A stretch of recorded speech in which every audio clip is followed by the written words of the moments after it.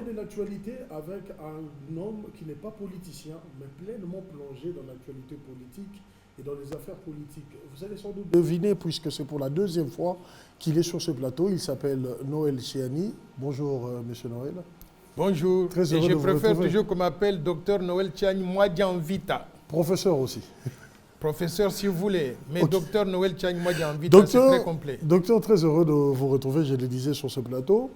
Pleinement installé en République démocratique du Congo, et vous passez votre temps à faire quoi? À regarder nos différentes villes, la couleur de nos visages. Vous faites quoi maintenant? Après cet échec aux élections de 2018, vous devenez quoi? Si j'avais à passer mon temps à regarder les différentes villes de la RDC, je pense que ce serait un travail à temps plein. Pourquoi? Parce que la RDC est un grand pays, 2 342 000 km², 26 provinces. C'est un pays d'abord que les Congolais ne connaissent pas. Donc si moi j'avais le loisir de me promener dans tout le pays, de visiter toutes les provinces, de connaître tout ce que nous avons comme richesse, comme potentialité, je pense que je serais très heureux. Mais je n'ai pas ce plaisir-là. Actuellement, je viens de créer une compagnie, la compagnie financière d'investissement et de crédit, la COFIC, qui a pour ambition d'investir dans des secteurs différents de la vie économique en République démocratique du Congo, bancaire, le mobilier, dans les mines, ainsi de suite. Donc, on est en train de travailler donc sérieusement là-dessus avec un groupe de compatriotes et ça va nous occuper pendant un certain temps. Il n'y a que ça dans l'aspect politique. On peut dire aujourd'hui, docteur Noël, c'est fini. Vous avez oublié la politique. Non, pas du tout. Vous savez, la politique... Déjà que vous n'êtes pas un politicien, vous réclamez comme un non-politicien. La politique s'occupe de nous, nous devons nous occuper de la politique, sinon ce pays ne va jamais se redresser. Vous savez que je suis l'auteur du plan Marshall de Noël Chiani pour la reconstruction de développement. Vous n'avez pas oublié ce plan? Je n'ai pas oublié. Je vous invite d'ailleurs le 28 juin à 11 h à l'IFASIC, l'Institut facultaire de sciences de l'information et de la communication. À l'invitation du recteur de cet institut facultaire, je vais présenter le plan Marshall dans les détails. Le plan Marshall de Noël Chiani pour la reconstruction et le développement de la RDC. L'occasion sera opportune. Vous savez pourquoi? Le 30 juin, nous allons célébrer le 59e anniversaire de l'indépendance de la RDC. L'occasion est opportune pour que nous puissions nous poser les questions de savoir d'où nous venons depuis 1960, où nous sommes aujourd'hui et où nous allons en tant que pays. Je vais faire le diagnostic de la situation, je vais identifier le défi de développement auquel la République démocratique du Congo doit faire face et je vais proposer une voie à suivre pour redresser le Congo au profit de tout le monde. Là, vous êtes resté un monsieur qui parle développement. On sait que vous êtes docteur, vous êtes professeur aussi. Vous parlez de développement comme dans tous les autres pays dans lesquels vous avez eu à parler développement et à exercer dans ce domaine. Mais dites-nous, en matière politique aujourd'hui, il n'y a pas un parti politique que vous voulez créer, une association qui serait derrière Noël Chiani? Je suis très allergique à l'idée d'avoir des partis politiques et je vais vous dire pourquoi. Le Congo a 700 partis politiques et 77 regroupements politiques. Je pense que les partis politiques constituent le problème que nous avons et que nous devons régler. Dans aucun pays du monde, il y a autant de partis politiques. Mais le Congo est grand, vous avez cité la superficie tout à l'heure. Le Congo est très vaste. Les États-Unis font 3 à 4 fois plus grand que la RDC et les États-Unis n'ont que 2 partis politiques avec une population de 325 millions d'habitants à comparer à la RDC qui n'a que 92 700 000 personnes. Donc, les partis politiques dans un pays, ça ne doit pas être lié à la taille du pays ou bien à la taille de la population. Il faut que nous fassions ce qui est raisonnable. Dans notre pays, par exemple, avec les 700 partis politiques, moi, personnellement, je ne connais pas la différence entre ces partis-là. Je ne connais pas la philosophie que suit chacun des partis.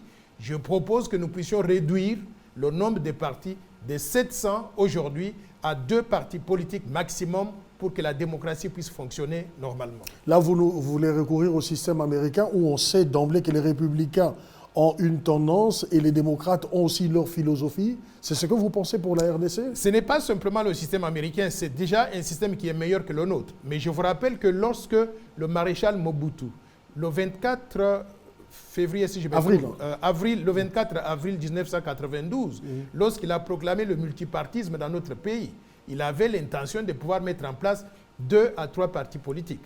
Ce sont des politiciens qui avaient refusé en disant « donnez-nous le multipartisme intégral, comme ça nous allons pouvoir exercer notre liberté ». Mais ils ont exercé cette liberté à l'extrême en créant 700 partis au point de pouvoir paralyser le fonctionnement du pays. Je préfère que nous puissions donc nous regarder donc dans le passé voir exactement ce qui est faisable pour que le pays puisse être restructuré et fonctionner normalement. Donc l'exemple américain de 2 partis politiques, nous pouvons nous en inspirer. Mais qui vous soutiendra dans cette démarche-là, puisque vous n'avez aucun regroupement politique derrière, aucun parti politique? Vous comptez sur ces jeunes qui sont dans les universités et tous ces gens qui vous écoutent? J'ai un regroupement politique que nous avons créé avec un certain nombre d'amis qui s'appelle la Force du Changement et je suis le président de ce regroupement politique. Qui va me soutenir? J'ai fait appel à la population congolaise parce qu'aujourd'hui, la population congolaise réalise que les politiciens traditionnels ont échoué. Le pays ne marche pas. Regardez, on est en train de brûler le tout. Tantôt, ce sont les militants de tel parti et le jour suivant, ce sont les militants donc, de l'autre parti qui s'affrontent donc dans les rues. Nous devons mettre fin à cette ambiance-là de guerre civile littéralement latente pour que notre pays puisse retrouver donc la paix et la sécurité, pouvant nous permettre de mener le développement économique et social durable. Et là, vous êtes pratiquement passé de ce que vous faisiez en tant que Congolais dans vos activités à cette actualité. Aujourd'hui, toutes ces guerres dans nos rues a eu comme origine justement cette ordonnance du chef de l'État qui a nommé des animateurs à la tête de la SNCC et de la GECAMIN. Comment vous avez lu cette ordonnance qui a créé la polémique d'ailleurs? Moi, je dirais que l'ordonnance n'est qu'une excuse. En réalité, il y a un problème plus profond que ça. Que les politiques nous cachent. Que les politiques nous cachent. Quel est ce problème-là? Le problème, c'est que le FCC, le Front commun pour le Congo, ou l'ancienne majorité présidentielle qui a travaillé avec Joseph Kabila, ces gens-là ne veulent pas quitter le pouvoir. Ils veulent tout contrôler. Ils veulent même prendre en otage le président de la République pour lui dicter ce qu'il doit faire, pour pouvoir donc satisfaire à leurs propres intérêts. Alors aujourd'hui, ils trouvent comme excuse l'ordonnance présidentielle, les 2 ordonnances présidentielles, pardon. Mais la vraie situation, c'est quoi? C'est que le président de la République, il a les pouvoirs constitutionnels de faire marcher le pays. Et actuellement, étant donné que nous n'avons pas de gouvernement, et on n'a pas de gouvernement, pourquoi? Parce que le FCC bloque tout. Toutes les discussions pour arriver à mettre en place le gouvernement sont bloquées à ce niveau-là. Alors, pour empêcher que le président de la République ne puisse fonctionner, on essaie de lui faire peur. En d'autres termes, qu'il ne puisse nommer personne, ou s'il nomme des gens, que ce soit donc des gens de leur camp. Alors, moi je pense que c'est une attitude qui est tout à fait irresponsable, parce que le pays ne peut pas être paralysé à cause de quelques individus. Je demande au chef de l'État d'exercer ses pouvoirs constitutionnels, de nommer qui il veut pour faire marcher le pays correctement et le faire le plus rapidement possible. Parce que n'oublions pas une chose, le mandat présidentiel est de 5 ans. Et devinez quoi? À ce stade ici, c'est 5 ans moins déjà 5 mois. Il ne lui reste plus que 4 ans et quelques mois aussi. Oui. S'il n'arrive pas à aller vite, on va se retrouver donc dans une situation où les gens vont dire, le voilà, il était là pendant 5 ans, il n'a rien fait pour le pays. Comme ça, le FCC pourra justifier leur mauvaise gouvernance donc, du passé en disant même l'opposition est arrivée au pouvoir, n'a rien fait pour le peuple congolais. Je demande encore une fois la conclusion pour dire que tout le monde est diable au fait. Tout le monde est mauvais, tout le monde est médiocre comme eux. Je demande donc au peuple congolais de ne pas céder à cette tentation-là et surtout au président de la République d'aller vite, le plus rapidement possible, de mettre en place une équipe qui puisse travailler dans l'intérêt du peuple congolais pour que la RDC puisse se redresser et commencer à tourner normalement comme un pays moderne. Vous justifiez Félix Tshisekedi dans l'urgence parce qu'il voudrait faire marcher un certain secteur de la vie nationale.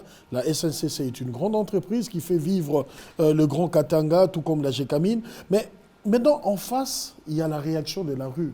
Les partisans de l'UDPS qui ont brûlé pratiquement et qui sont allés menacer les députés nationaux au niveau de l'Assemblée nationale. Et en réaction, il y a eu aussi ces partisans du FCC, principalement du PPRD, qui voulaient en découdre avec ceux de l'UDPS. On tombe dans une sorte de guerre civile latente, on pourrait dire. Moi, je ne suis pas partisan de la violence. Personnellement, je pense qu'il est très important que les Congolais puissent réaliser que nous sommes avant tout un seul peuple et que nous avons un seul pays et que nous devons défendre ce pays-là.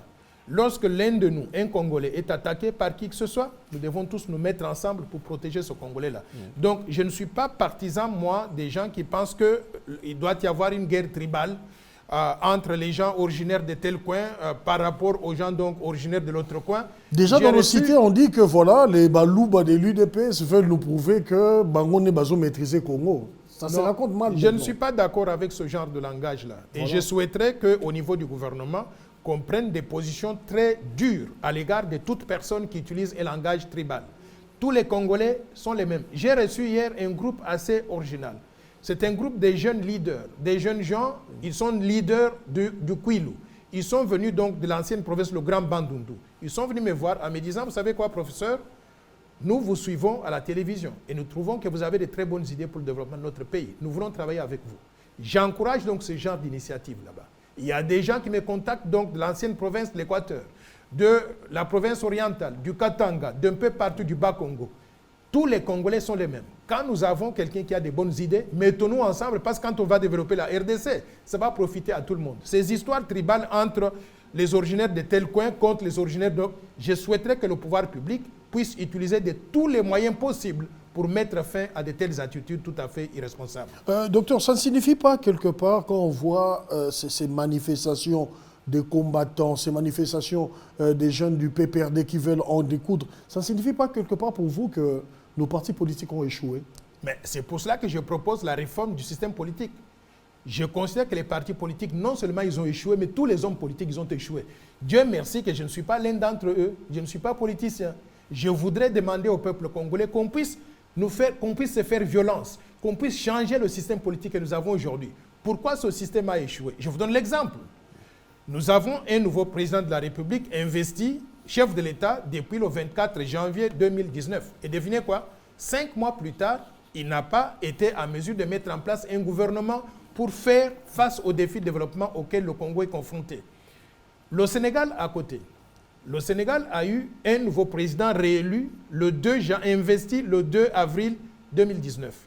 Le 6 avril, 4 jours plus tard, il a nommé un premier ministre, il a mis en place un gouvernement et ils se sont mis au travail.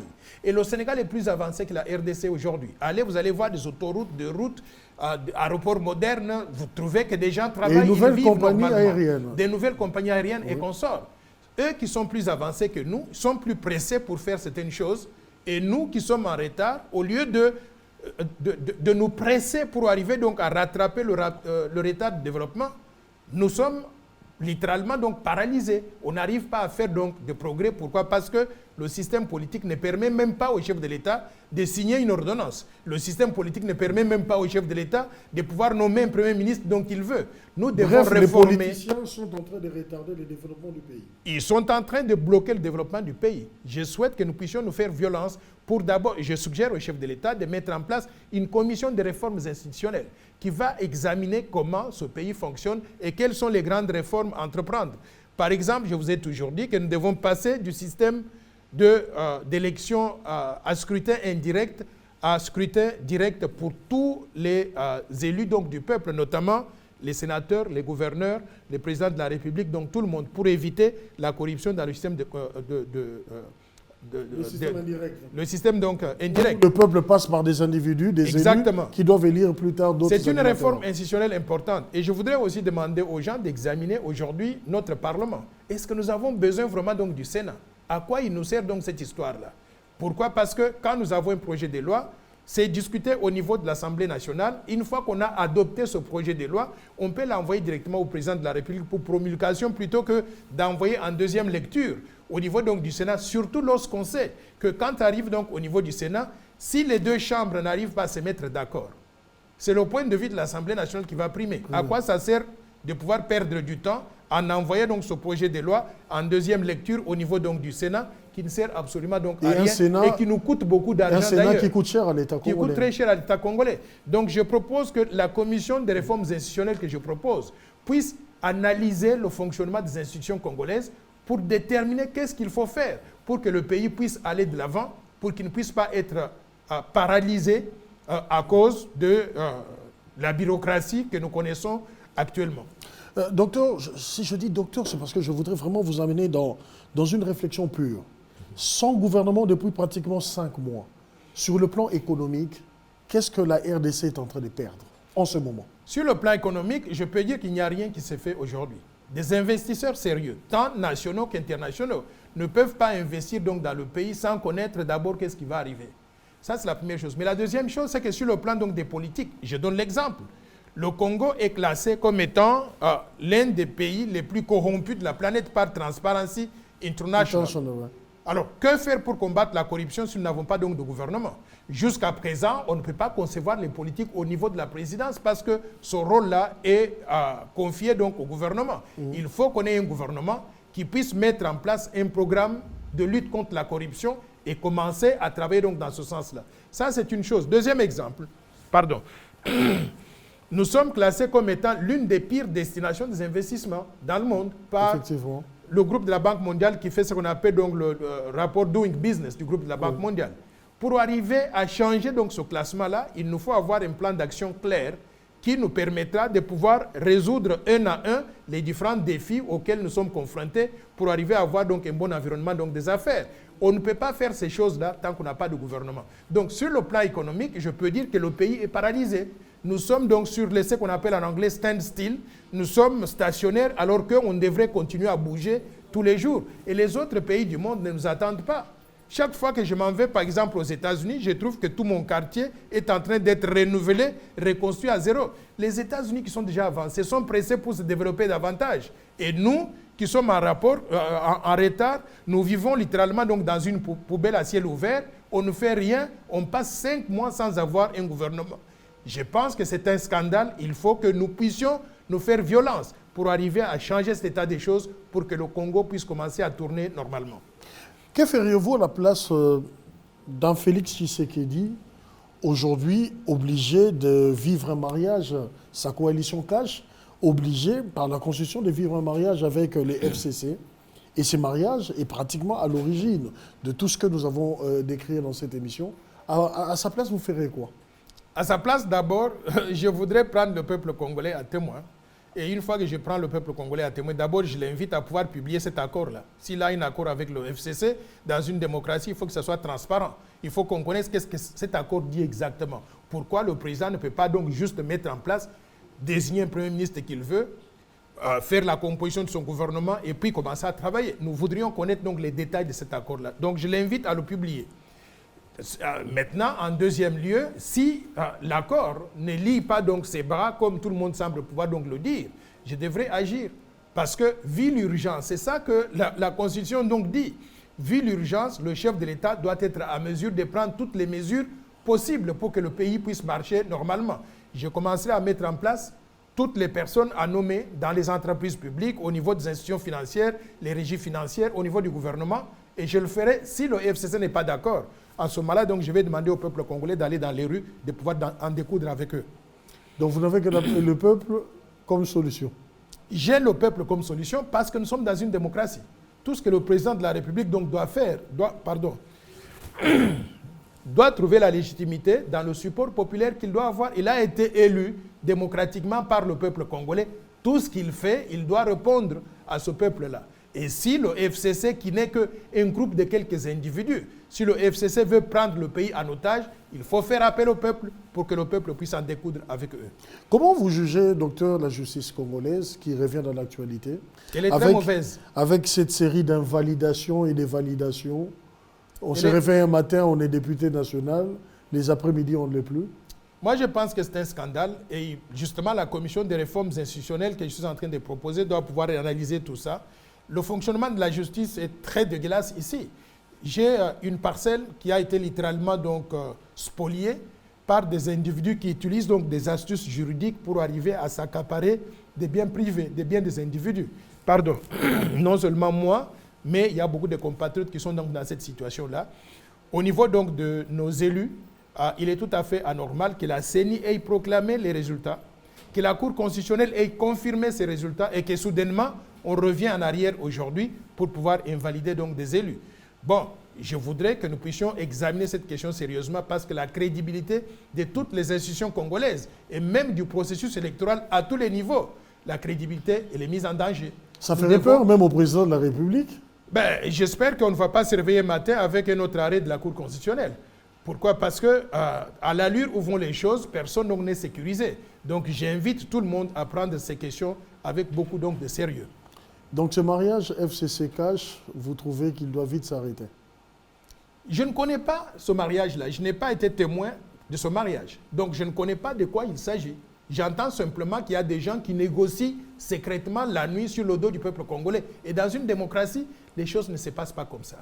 Donc, moi, je souhaiterais inviter le président de la République. C'est lui qui a le mandat populaire, qui a été élu par le peuple. Il faut ignorer tous ces gens-là qui ne sont pas les représentants du peuple. Et l'ancien chef de l'État, je suis même surpris qu'il continue à jouer donc un rôle aussi important dans la vie politique donc, du pays. Mais on appelle l'autorité morale du FCC. Autorité morale, je l'invite dans un débat télévisé sur sa vision du Congo et ma vision aussi du développement de ce Congo. S'il est autorité morale, c'est qu'il continue à jouer un rôle actif dans la vie politique. Il ne peut pas se retrancher derrière, se cacher en disant qu'il n'a pas un mot à dire. Pourquoi? Parce que c'était l'ancien président et entre-temps, il tire les ficelles. Je souhaite que M. Kabila accepte de sortir publiquement.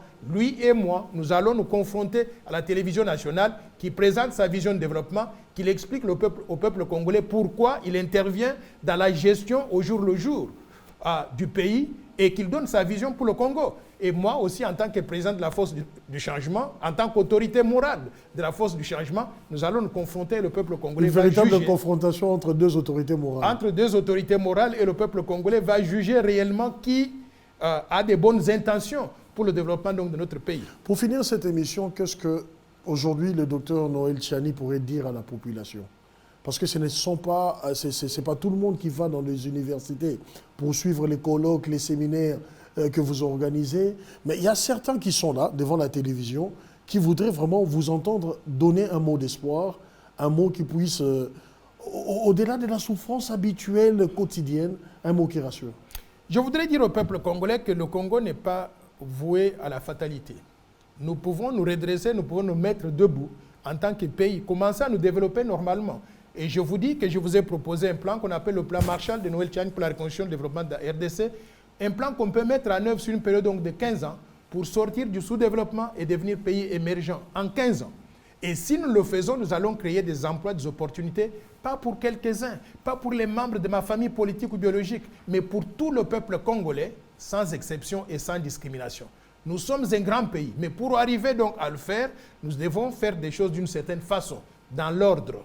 L'ordre, c'est-à-dire, on a mis en place un système politique, un pouvoir politique, que ce pouvoir politique ait la liberté de faire certaines actions le plus rapidement possible, parce qu'on ne peut pas traîner les pieds éternellement et espérer miraculeusement que nous allons donc nous développer.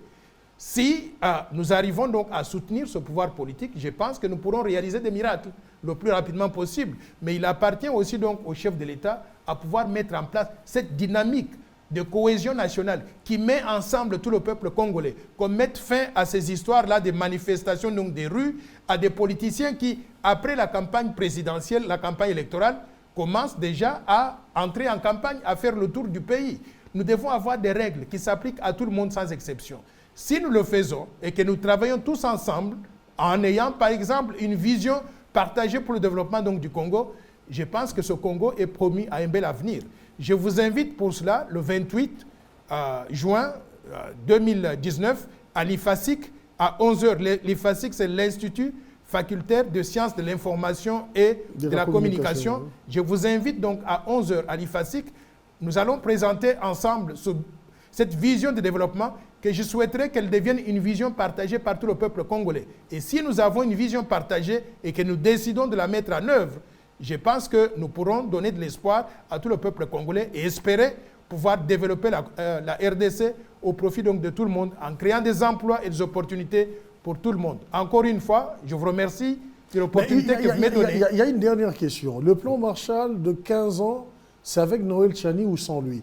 Ou c'est un plan qui peut s'adapter à n'importe qui peut être ancré dans cette idéologie? Le plan Marshall est rédigé par Noël Tchani en tant que spécialiste de développement. J'ai travaillé dans le développement pendant 40 ans, dans les banques commerciales et d'investissement à New York, mais aussi à la Banque mondiale donc à Washington. Je souligne le Dieu que vous êtes au Cap-Vert. Voilà, je voudrais donc dire que j'ai utilisé l'expérience d'avoir travaillé sur les 5 continents dans 85 pays différents pour concevoir ce plan ici. Alors, une fois que j'ai conçu ce plan, je l'ai publié. C'est un plan pour le peuple congolais. Il faudrait que le peuple congolais puisse s'en approprier. Si on arrive à s'en approprier, je pense qu'on peut le mettre en œuvre. Mais je vous mets en garde.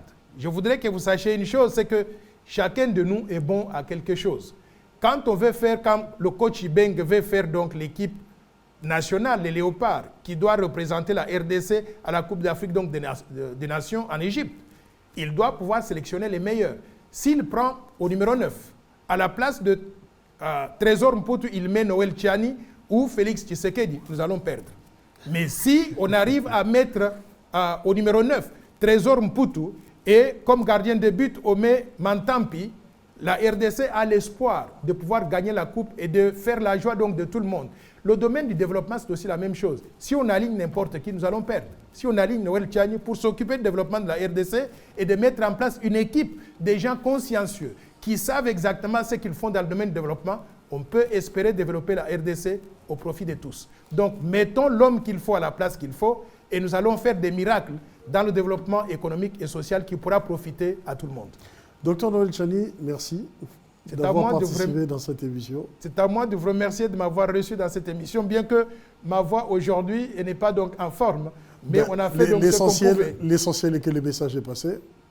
Écoutez, chers amis téléspectateurs, les développements du pays, les grandes idées pour la République démocratique du Congo, dans toutes les matières, l'occasion est là. À travers cette émission Entretien, merci à toute l'équipe rédactionnelle, à l'équipe technique. Vous verrez tous les noms défiler à la fin de cette émission. Je vous retrouve prochainement avec un autre invité, si pas les mêmes. Au revoir.